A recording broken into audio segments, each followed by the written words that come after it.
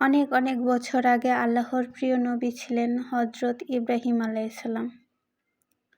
দীর্ঘদিন তার কোনো সন্তান ছিল না। বহু দোয়া ও অপেক্ষার পর আল্লাহ তাকে এক পুত্র সন্তান দান করলেন। নাম রাখলেন ইসমাঈল আলাইহিসসালাম। সন্তানকে পেয়ে ইব্রাহিম আলাইহিসসালাম খুব খুশি হলেন। কিন্তু আল্লাহ তার ঈমান পরীক্ষা করতে চাইলেন। একদিন আল্লাহর নির্দেশ এলো ইব্রাহিম আলাইহিসসালাম যেন তার স্ত্রী হাজেরা আলাইহিসসালাম ও ছোট্ট শিশু ইসমাঈল আলাইহিসসালামকে জনমানবহীন মরুভূমিতে রেখে আসেন।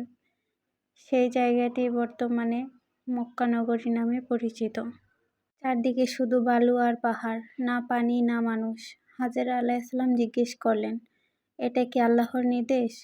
ইব্রাহিম আলাইহিসসালাম বললেন, হ্যাঁ। তখন তিনি বললেন, তাহলে আল্লাহ আমাদেরকে নিরাশ করবেন না নিশ্চয়ই। কিছুদিন পর খাবার ও পানি শেষ হয়ে গেল। ছোট্ট ইসমাঈল আলাইহিসসালাম তৃষ্ণায় কাঁদতে লাগলেন। হাজেরা আলাইহিসসালাম পানির খোঁজে দৌড়াতে লাগলেন এক পাহাড় থেকে আরেক পাহাড়ে। 7 বার দৌড়ালেন সাফা ও মারোয়া পাহাড়ের মাঝে। হঠাৎ আল্লাহর রহমত নেমে এলো। ছোট্ট ইসমাঈল আলাইহিসসালামের পায়ের আঘাতে মাটি থেকে ফুটে উঠল পানির ঝর্ণা, যার নাম জমজম কূপ। সেই পানি আজও প্রবাহিত হচ্ছে। বছর কেটে গেল। ইসমাঈল আলাইহিসসালাম বড় হলেন। এক রাতে ইব্রাহিম আলাইহিসসালাম স্বপ্নে দেখলেন তিনি তার প্রিয় ছেলেকে কোরবানি করছেন। নবীদের স্বপ্ন ছিল আল্লাহর নির্দেশ। কত কঠিন পরীক্ষা। তবুও ইব্রাহিম আলাইহিসসালাম ছেলেকে বললেন, হে আমার প্রিয় পুত্র, আমি স্বপ্নে দেখেছি তোমাকে কোরবানি করছি। তোমার কি মত? ইসমাঈল আলাইহিসসালাম বললেন, হে আমার পিতা, আপনি যা আদেশ পেয়েছেন তাই করুন।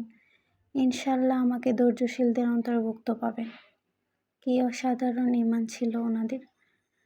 যখন ইব্রাহিম আলাইহিসসালাম চোখ বেঁধে ছেলেকে কোরবানি করতে গেলেন, ঠিক তখনই আল্লাহ ডেকে বললেন, হে ইব্রাহিম, তুমি স্বপ্নকে সত্যি প্রমাণ করছো। ইসমাঈল আলাইহিসসালামের পরিবর্তে আল্লাহ একটি দুম্বা পাঠালেন কোরবানির জন্য। আর ইসমাঈল আলাইহিসসালামের পরিবর্তে ওই দুম্বাটি কোরবানি করা হলো। এই ঘটনার স্মরণে আজও আমরা কোরবানি করি ঈদুল আজহায়, যা আমাদের আল্লাহর সন্তুষ্টির জন্য করে থাকি।